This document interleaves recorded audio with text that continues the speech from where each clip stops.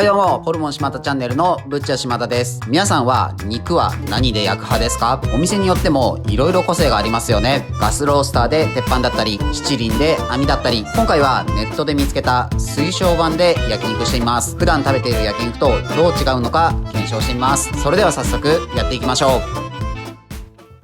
これが今回用意した水晶板です。石の板で焼肉したことありますが、水晶では自分も今回が初めてです。水晶で焼肉をすると遠赤外線でお肉がジューシーに仕上がる。水晶の浄化作用で臭みが軽減される。煙が出づらい。油が跳ねづらい。などの利点があるそうです。縁にくぼみがあって傾斜をつけて油が落ちるタイプのものもあります。他の用途にも使いたかったので、今回は全て縁のあるタイプを用意しました。調べると最近は水晶を使って焼肉できるお店も結構あるみたいです。今回用意したものは直径30センチで重さが 2.3kg あります。ちょっと移動などは重たいし割れるリスクもあるので持ち運びは注意しましょう。それでは早速焼いていきましょう。いただきます。今回は J クラフトのマリハナペールエールを飲んでいます。マリハナとはホップの花のことです。静岡県にあるベアードブルーイングさんが作るクラフトビールです。スーパーでこれを見つけた時はちょっとテンションが上がりました。昔中目黒に住んでいた頃、駅の近くのタップルームにたまに行っていたので、まさか群馬でベアードブルーイングさんのビールが飲めるとは嬉しいです。日本全国世界中のものが群馬でも手に入るってすごいですよね。群馬帝国も侮れないです。この J クラフトシリーズは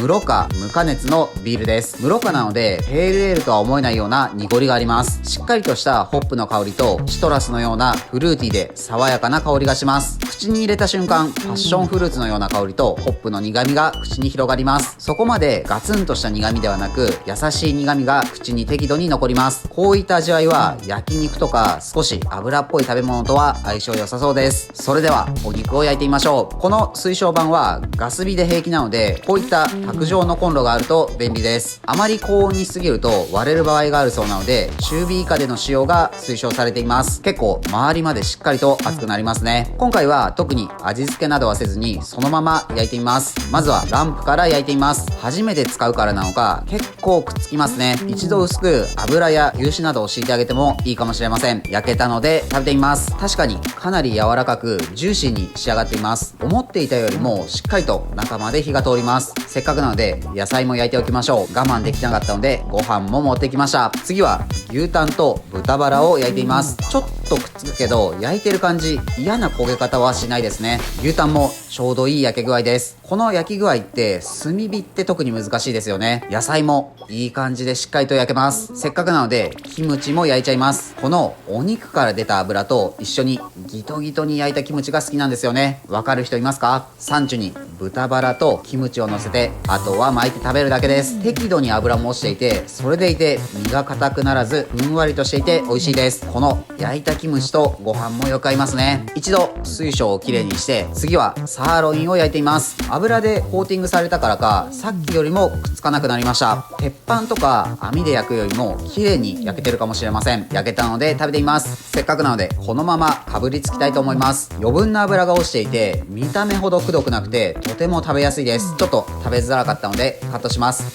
キムチにだいぶしました。先にカットしちゃいましょう。今火が強くなったので一旦止めたのですが、結構長い時間余熱でも焼けますね。ちょっと鍋が薄いですがすき焼きとかに使っても良さそうです。野菜も食べてみましょう。野菜がめちゃめちゃうまいです。適度に油吸った感じと中までゆっくり火を入れたので柔らかくて旨味が凝縮されています。これはうまい。それにしてもお肉とご飯ってなんでこんな相性いいんですかね。せっかくなので最後に白コロとホルモンも焼いてみましょう。豪快に全部一気に焼いています。タレで味付けしたのですが水晶に焦げついちゃいますね。味噌だれと水晶は相性悪いかもしれません。炭火のようにカリッと焼き上げるのは難しそうです。ホルモンは水晶だと少しふわっとした焼き上がりですね。白コロも炭火で一気に焼いた方が美味しく仕上がる気がします。結論としては薄めのお肉は水晶で焼くと綺麗に焼けます。少し油っぽい部位の方が美味しく仕上がります。サムギョプサルに水晶を使うお店多いですが、豚バラは特に相性いいですね。あとは匂いはつくし油も跳ねます。でも美味しければそんなの関係ないないですよね。はい、本日の動画は以上です。最後までご視聴ありがとうございます。水晶焼肉いかがでしたか？他にもこんなもので焼くと美味しいとか、こんな動画あるよとかあれば、ぜひコメントお待ちしています。自分たちは群馬県前橋市でホルモン島田というホルモン屋をやっています。前橋には美味しいお肉を食べられるお店がたくさんあるので、もし前橋に来た際はいろいろ探してみてください。この動画がいいなと思いましたら、チャンネル登録、高評価よろしくお願いします。